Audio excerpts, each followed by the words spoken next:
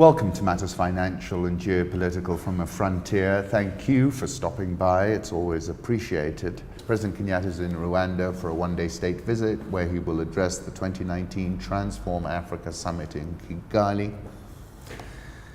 I've learned from just this morning that we're not issuing a 12-year and a 31-year. We're issuing a 2027 maturity, so that is, we're in 2019, 28 years, and a 2032 maturity, which, sorry, 7 and 12 years we're issuing, and some of them are amortizing actually.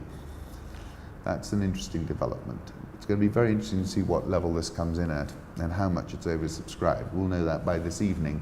Nation Media, have a look at the share price data. It closed at a 16.5-year low. It's minus 20% year to date. I wrote this at the time of the results. It's a top quality franchise, but we have seen a more than 5-year decline in turnover, earnings per share, and the dividend payout is at a decade low. The trend speaks to a perfect storm of the switch to digital. However, in Africa, we have not seen the switch to paid digital subscription, unlike the New York Times and the Washington Post and the FT, for example. So there's been a big macro gale force wind, and print has been in the firing line, and the Daily Nation was always the cash cow. The violence of Dr. Kiboro's comments at the results release speaks to a deep level of unhappiness about the local conditions, which have been quite adversarial for quite a while. Counterintuitively, that absolutely informs us that they've been meeting their watchdog role.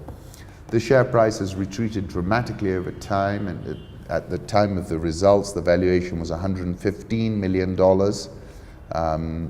It's currently less than that. Let me just check what it is.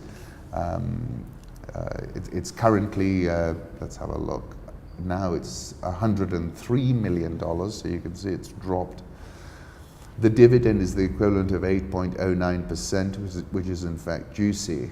I said I would have thought this share is worth looking at more closely, particularly on any reverses, and this is clearly a reverse. Of course, the question is about the pivot. It is, after all, a Schumpeter level moment in the industry, and can the pivot lead to a rebound across all the metrics? I would say yes, eventually.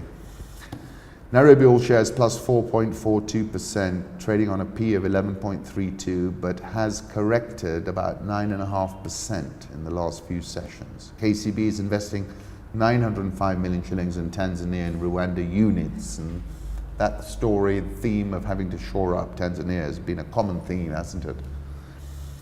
And KCB is trading on a trading P of just 4.879. Please come and watch us on Metropole TV, 8 to 9 p.m. You're most welcome, and I welcome your feedback. Thank you for stopping by.